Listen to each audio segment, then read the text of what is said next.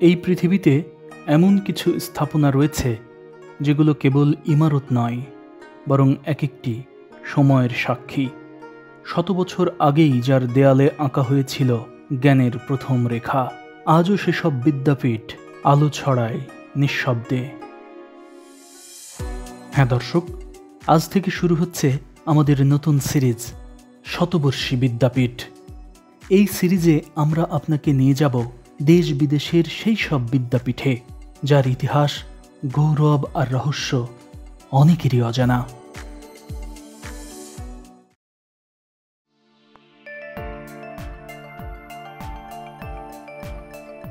ইতিহাস, ঐতিহ্য আর প্রাচীন সংস্কৃতির আঁতুড়ঘর একসময়ের মুসলিম সাম্রাজ্য ভারতের হায়দ্রাবাদ থেকে শুভেচ্ছা জানাচ্ছি আমি জুবায়ের আল মাহমুদ। পিচ ঢালা এই পথ ধরে আজ আমি যাচ্ছি এই শহরের বুকে গড়ে ওঠা শতাব্দী প্রাচীন এমন এক বিদ্যাপীঠে যার সাথে মিশে আছে এখানকার মুসলিম শাসকদের ইতিহাস। হ্যাঁ দর্শক, আজ আমি যাচ্ছি এই শহরের অদূরে গড়ে ওঠা প্রাচীন বিদ্যাপীঠ ওসমানিয়া বিশ্ববিদ্যালয়ে। সিকান্দ্রাবাদ রেলওয়ে স্টেশন থেকে যার দূরত্ব মাত্র 5 কিলোমিটার।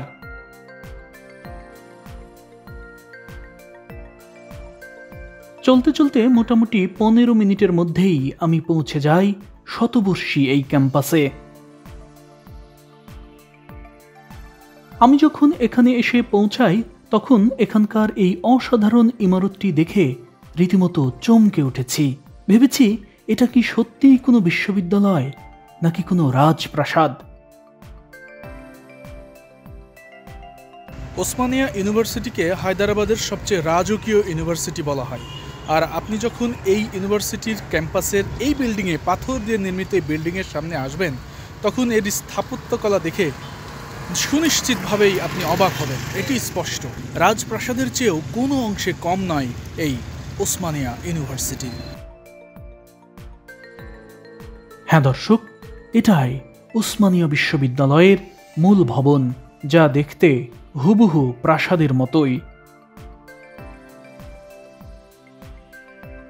আজ থেকে 100 বছরেরও বেশি সময় আগে এই ইমারতটি এমনভাবে তৈরি করা হয়েছে যার অন্দরের প্রতিটি শ্রেণীকক্ষ, প্রতিটি করিডর দিনভর সূর্যের আলোতেই হয় আলোকিত।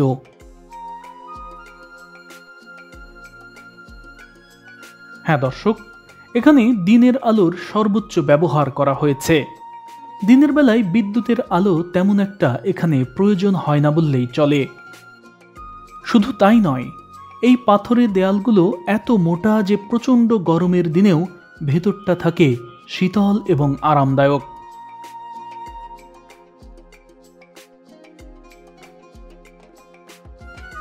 ওসমানিয়া বিশ্ববিদ্যালয়ের স্থাপত্য শুধু চোখ ধাঁধানোই নয়, বরং এটি গোটা উপমহাদেশের স্থাপত্য ঐতিহ্যের এক দৃষ্টান্ত। একদিকে ইউরোপীয় গাঁথুনি, অন্যদিকে বিশাল আয়তকার প্রবেশপথ, রয়েছে ইসলামী মুঘল ধাঁচের গম্বুজ, খিলান এবং মিনার, যুক্ত হয়েছে অন্য ধর্মের সংস্কৃতিও।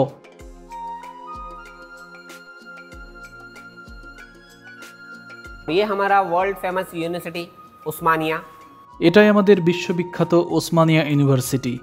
এটা নির্মাণের আগে এই মডেলটি বানানো হয়েছিল এবং এটি তৈরি করা হয়েছিল 100 কেজি রূপা দিয়ে। এর গাঁথুনিতে 3 ধর্মের সংস্কৃতি স্থান পেয়েছে, যেমন নিচের এই খুঁটিগুলো মন্দির থেকে উদ্বুদ্ধ, উপরের এগুলো মসজিদের নকশা, আর মেন গেটের নকশা চার্চ থেকে নেওয়া হয়েছে। খেয়াল করুন, মন্দির, মসজিদ, চার্চ। আর এটার ভিত্তিবস্তুর স্থাপনের সময় যে কুন্নি এবং সিমেন্টের পাত্র ব্যবহার করা হয়েছিল সেটা ছিল স্বর্ণের। ওই যে ওই পাশে রাখা আছে, এটা 2.25 কেজি সোনা দিয়ে তৈরি করা হয়েছিল। 2 kg 250 গ্রাম গোল্ড।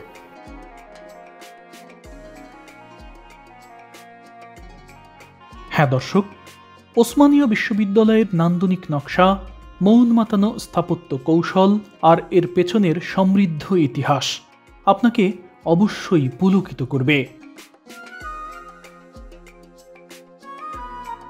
আর এই দৃষ্টিনন্দন ইমারতটি তৈরির পেছনের কারিগর প্রখ্যাত ব্রিটিশ স্থপতি মিস্টার ভিনসেন্ট এশ। যিনি এর আগে কলকাতার ভিক্টোরিয়া মেমোরিয়ালের নকশাতেও যুক্ত ছিলেন।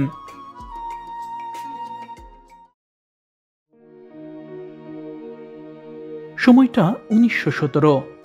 তখন প্রায় পুরো ভারতবর্ষই শাসন করছিল ব্রিটিশরা। তবে এই হায়দ্রাবাদ তখনও ছিল একটি স্বাধীন রাষ্ট্র। ব্রিটিশ শাসিত ভারতে ওই সময় ইংরেজি ছিল একচেটিয়া শিক্ষার মাধ্যম, আর উচ্চশিক্ষা ছিল শুধুমাত্র নগর ভিত্তিক এবং সমাজের অভিজাত শ্রেণীর লোকদের মাঝে সীমাবদ্ধ।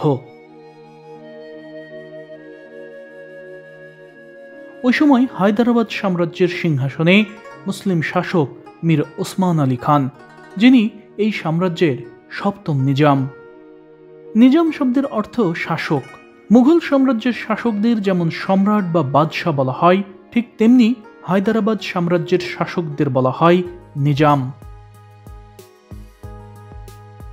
হায়দ্রাবাদ সাম্রাজ্যের সপ্তম নিজাম মীর ওসমান আলী স্বপ্ন দেখেন তিনি এই মাটিতে এমন একটি বিশ্ববিদ্যালয় স্থাপন করবেন যেখানে শিক্ষা হবে নিজস্ব ভাষায় আর জ্ঞান থাকবে সবার নাগালে।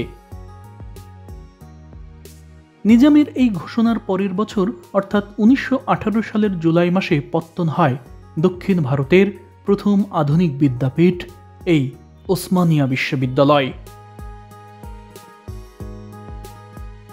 প্রাচীন এই বিদ্যাপীঠে পড়াশোনা করেছেন ভারতের দ্বিতীয় রাষ্ট্রপতি ডক্টর সার্ভেপাল্লি রাধাকৃষ্ণ, তেলেঙ্গানার মুখ্যমন্ত্রী কালভাকুন্তলা চন্দ্রশেখর রাও, প্রখ্যাত গণিতবিদ ও পদার্থবিজ্ঞানী রাজি উদ্দিন সিদ্দিকী, বিখ্যাত রাজনীতিবিদ সালাউদ্দিন ওয়াইসি, প্রখ্যাত ইসলামী চিন্তাবিদ ডক্টর ওয়াহিদুদ্দিন খান, চিকিৎসা বিজ্ঞানী ডক্টর মোহাম্মদ রফি, বলিউডের বিখ্যাত অভিনেত্রী শাবানা আজমি সহ বহু গুণী দিকপাল। বর্তমানে এই বিশ্ববিদ্যালয়ে রয়েছে 12টি ফ্যাকাল্টি এবং 54টি বিভাগ, আর বিশ্ববিদ্যালয়টির অধীনে পরিচালিত হচ্ছে 750টিরও বেশি কলেজ। প্রাচীন এই বিদ্যাপীঠে পলিটিক্যাল সায়েন্স, ইঞ্জিনিয়ারিং, ফার্মেসি ও কম্পিউটার অ্যাপ্লিকেশনস বিষয়ে পড়াশোনার ভালো সুযোগ রয়েছে। পড়াশোনার সুযোগ রয়েছে কলা এবং ব্যবসায় শাখার শিক্ষার্থীদেরও। ভারতীয়দের পাশাপাশি এখানে পড়াশোনার সুযোগ রয়েছে বিদেশি শিক্ষার্থীদেরও। পড়াশোনার দারুণ পরিবেশ রয়েছে নিজামদের এই বিশ্ববিদ্যালয়ে। এখানে আপনি ছাত্র রাজনীতির অস্তিত্ব খুঁজে পাবেন না। শুধু তাই নয়, আমি এই বিশ্ববিদ্যালয়ের ভেতর বাহির সবখানে দিনভর ঘুরে বেরিয়েছি, কিন্তু এর একটি দেয়ালেও চোখে পড়েনি কোনো পোস্টার কিংবা দেয়াল লিখন।